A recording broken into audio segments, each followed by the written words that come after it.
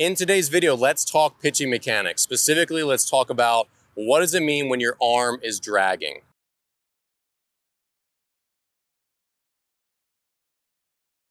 The core of what arm dragging means, it's predicated on good arm timing. So when I stride as a pitcher and I've just landed, my arm should be slightly above parallel. It shouldn't be like this.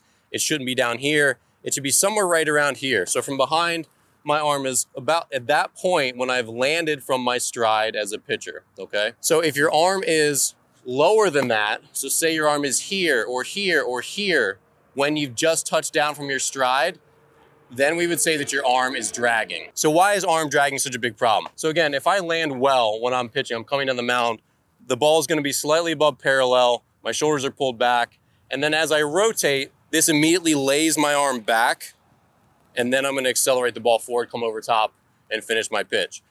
If my arm is dragging, so again, it's like I'm landing and my arm is still here or here, God forbid, or just, even if it's just a little bit late, now as I start to rotate, what happens is my upper body is sort of ahead, my arm is trying to catch up, and then when it's that exact moment to deliver the baseball, my arm is still not at the right spot to let it go. So what happens is you lose a little bit of velocity, you see a little bit of roundness in the way the ball is released rather than this very sharp, like downhill.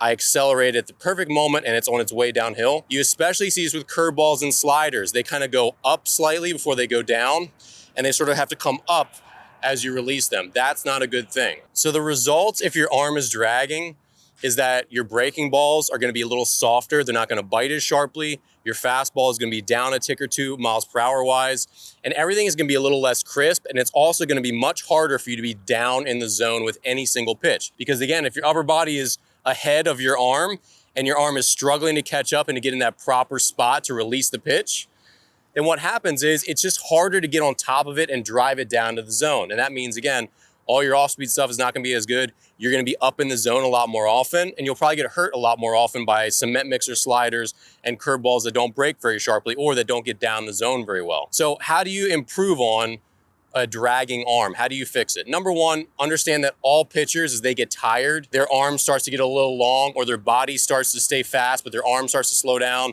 or vice versa. You basically can get out of sync and your arm might start dragging late in the game, and that's why the ball starts to go up, up, up, up, up, because your body's just not in sync with itself. That's normal, and that just comes from being, continuing to get in shape as a pitcher. That's why conditioning is important. Lots of sprints, interval sprints, the occasional distance run, having the longevity from preseason prep, having your workup, your throwing progression, getting your reps in your bullpens, and then also just pitching in games enough to have good conditioning. The other in-game adjustment is sometimes you'll just feel it as a pitcher where you just feel yourself getting long and getting slow with your arm, and you'll be like, you know what? I'm not getting on top of the ball. I gotta start moving my arm through its circle a little bit faster. And so as you start to break your hands, you just start to move it through its circle a little bit quicker. That's just a little on-the-fly thing that pitchers learn to do over time when they start to feel their arm drag and slow down. Now, as far as persistent arm dragging, this is more of like, hey, what does your arm action actually look like? Is it really long?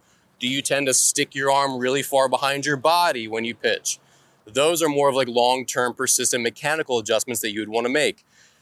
I don't believe in this ultra short arm action that you see in some big league pitchers. It's really a really small fraction of big league pitchers, but some do that.